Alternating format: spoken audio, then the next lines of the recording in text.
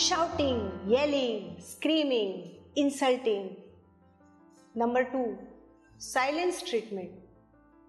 Not answering any question, not engaging any other conversation with the spouse.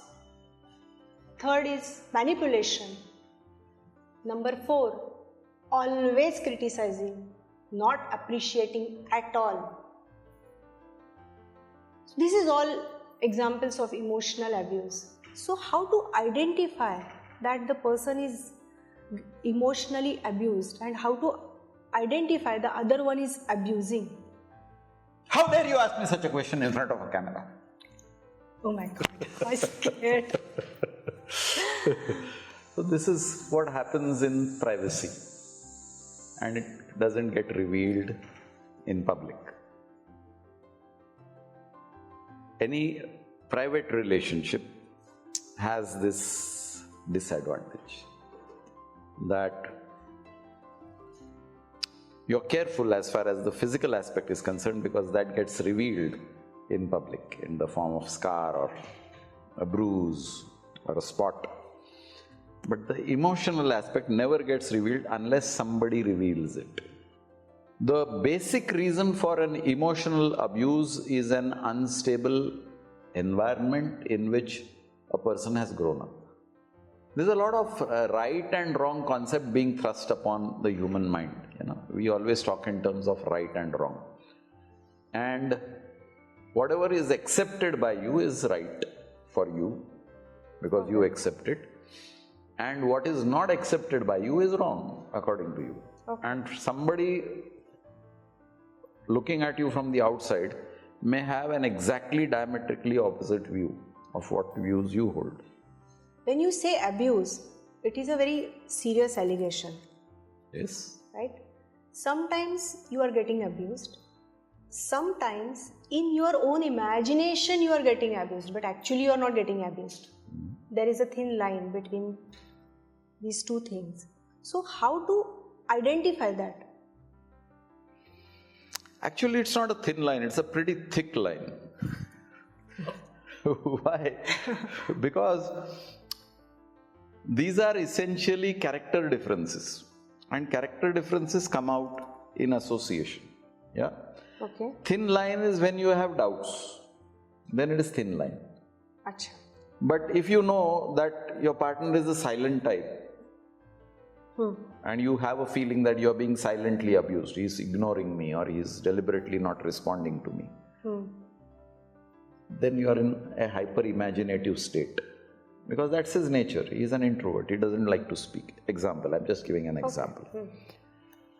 Or if he is by nature sarcastic, example again, yeah?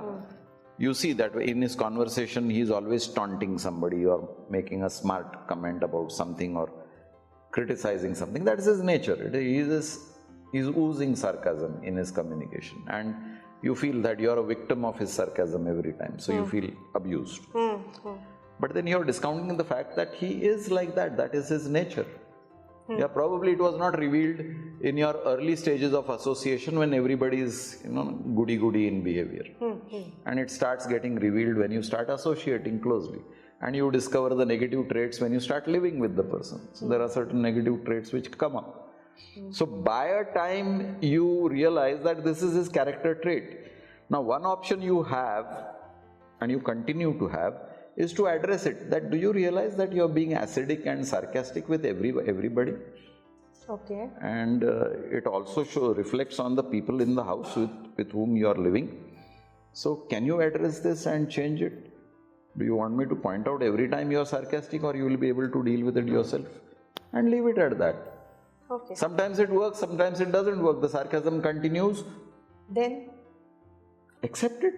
This is it. This is his character. He is unable to change. Let him or her face the consequences. Absolutely. Because he is not only sarcastic selectively with me, he is sarcastic all over. But if you discover that he is sarcastic only with me, and with the whole world he is goody-goody, then you have an issue. Then that is abuse. Okay. That is definite abuse. So there is no thin line, there is a thick line. So how to deal with this abuse? If the abuse is genuine, either have the courage to catch the bull by the horn upfront, Okay. and if you don't have the courage, then seek assistance. Seek assistance from friends and relatives at the informal level, Okay. and seek assistance at the professional level in a formal manner. We have cases of wives suggesting to their spouses, seek a counselor's guidance, or the husband telling the wife, go to a therapist. Either way, it can be anybody who needs assistance from external agencies, because internally you can't sort out your own mind. Basically, it is your own mind you are not able to sort out. That's why you can't deal with another person. If you are able to sort out your own mind, you can deal with any situation.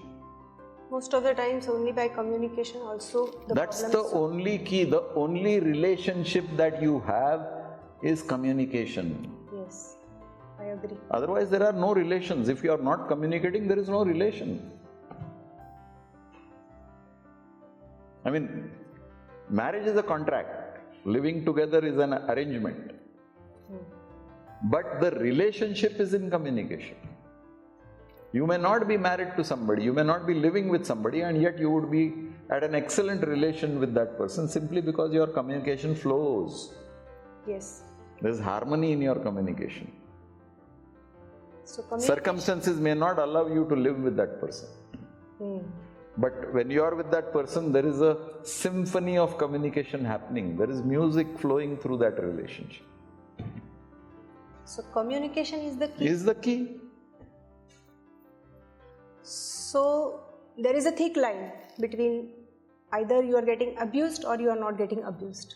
So if it is getting solved by communication, best way, or take the help, take assistance with your friends, with your families, with your relatives, or professional.